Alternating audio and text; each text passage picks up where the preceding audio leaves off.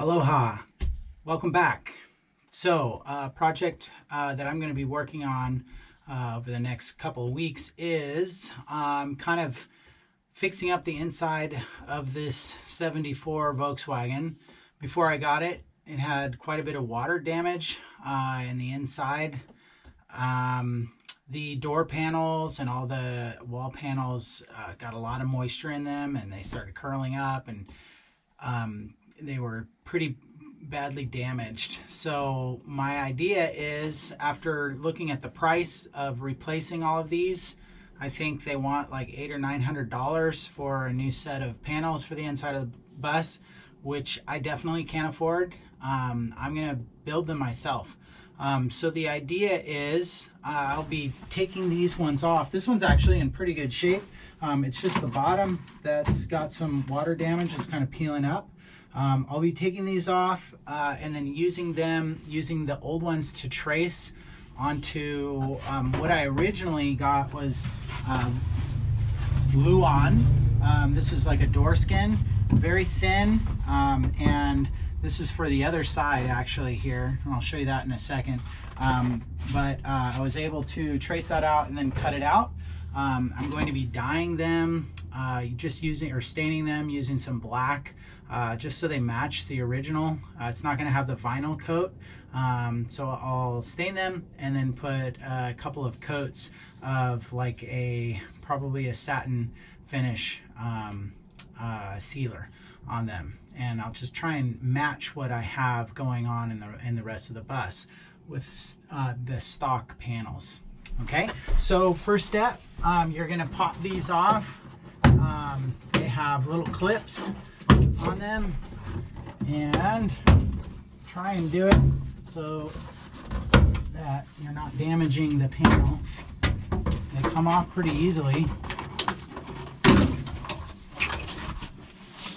And so these little clips I'm going to be replacing with the clips that they use, the style that they use in the back of the bus. It looks like a little button. And I tried them out. They actually fit in these holes very well. It's a perfect fit. I'm actually going to, like, pan this around. I'm going to add, this is like a sound deadener.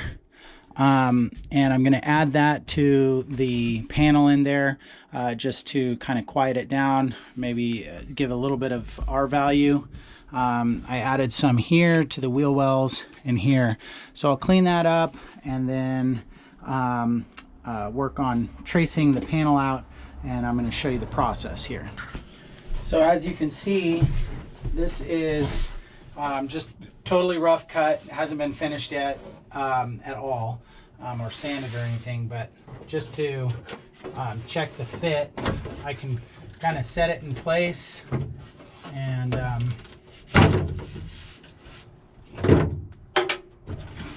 just kind of make sure that that's going to work, and then I'll be drilling the holes in there for the little buttons or the little snap fittings to go through and hold this all into place.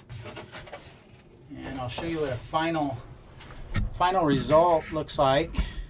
So just to show you what a finished product would look like, this is Luan, so it's pretty thin with the little snap fittings in there, but it matches the original pretty well. And all traced and ready to cut out. I'm just going to use the standard jigsaw here, and this is a pretty fine tooth blade on that, so it doesn't rip the wood up too much. Couple of things to keep in mind is when you put the piece that you're going to use as a template down, you want to kind of try and flush it up against the sides here to eliminate as much waste as possible. Also, just kind of be thinking ahead what other pieces you want to put on here. You don't want to have wasted board because you paid for that board, and it's good to use it if you can. So imagine putting the pieces together like a puzzle on your 4x8 sheet, and like I said, flush it up against the sides. That saves material, and it also is a lot easier, fewer cuts for you to make. One other thing to keep in mind is this wood actually has an unfinished side, which you see right here. It's finished, but it's just not as good quality. And this side right here is a lot nicer. So there's kind of usually on any piece of wood, on a piece of plywood that's used for furniture or anything like that, you have a quality side and one that's like for the backing. So always kind of keep that in mind when you put your piece down and trace it. You want to keep in mind that the good side is going to be facing out. So I put this is for the door piece, and I put the good side facing down, so this is going to be the good side of it. So just kind of keep in mind, you don't want to put it up there and go, oh shoot, I've got the crummy side facing out. For something like this, it doesn't matter that much because I'm going to stain it, and you're not going to be able to seal it. But if you were going to leave this a wood finish, you're going to want that nice grain showing. Okay, so we're going to go ahead and cut this.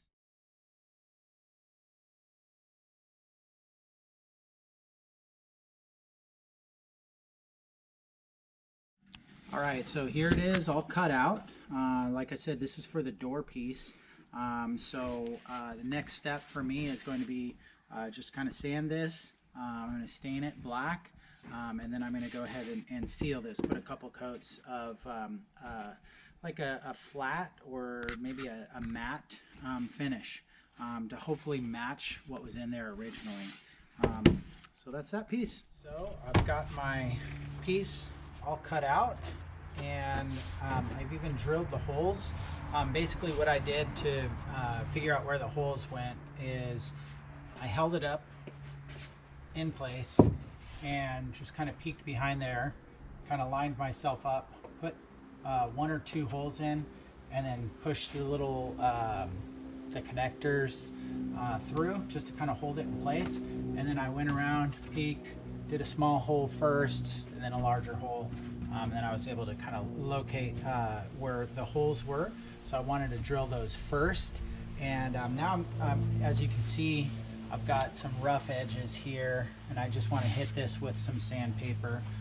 So I've got a little Makita palm sander, and I'm going to sand this down with 120 grit sandpaper, just kind of take it down a little bit. If it feels a little rough still, I'll probably put a 180 grit or a 220 on there, get it even smoother, and then go ahead and put my stain on. So when you're sanding, always remember, go with the grain, and you'll come out with a nice finished product.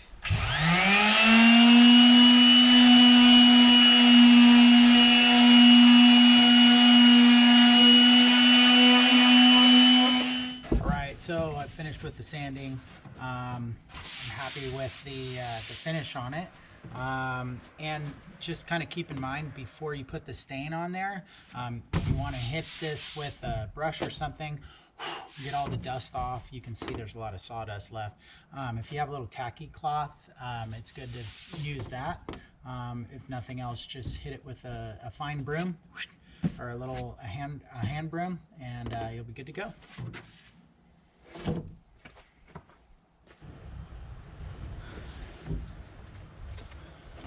Okay, so I've brushed all the dust off. I've just got an old rag that I'm going to use to apply the product, and this is what I'm using here. This is just a Minwax True Black stain, and I've done this once or twice before on different panels, and I've noticed that I will need 2 coats. So just like when you're sanding, apply this with the grain. That means you're running the same direction that the grain is running, and I think you'll get better results that way. So this will take a little while, and like I said, it's going to need 2 coats as well. Okay, so I've put 2 coats on here. As you can see, it's drying quickly, but I am going to let it dry overnight before I put my sealer on there, just to make sure it gets a chance to do that. One other thing to keep in mind with your rag that you just used, since this is oil-based, when you let the rag dry, always make sure it's spread out and is not crumpled up, so it doesn't get a chance to do any spontaneous combustion on you, which wet rags with oil-based stuff on it, they can do. So here it is. Tomorrow I will put the sealer on there. All right, so I've pretty much got this ready to install.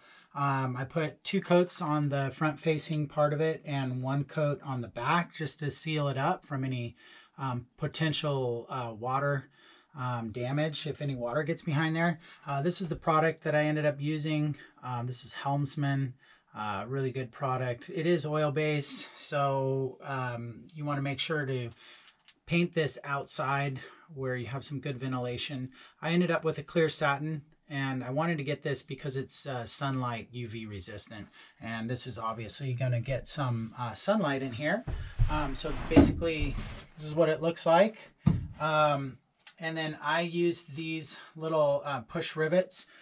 These are the same that you use for the back panel of the back hatch, and you're able to get these. You can just buy these. I got them from Wolfsburg West, and they're a good supplier, good quality. So basically, I put a couple of these in, and just to get it started, and then I'll kind of go along and insert them as I go. But these install pretty easily. They just kind of push in. You're gonna get it lined up.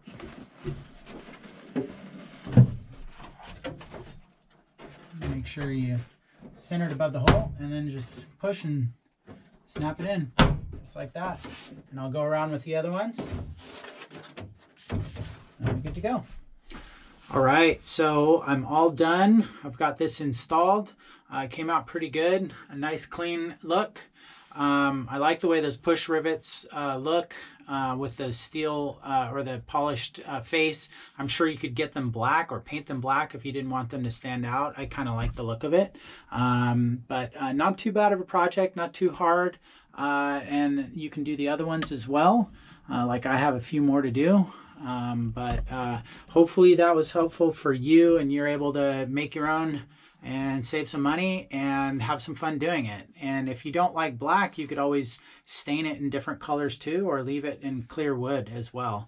I've seen some nice stains that are kind of like a whitewash or a gray wash. So there's lots of different color options that you can do. Anyways, good luck with your project. Aloha and mahalo for watching.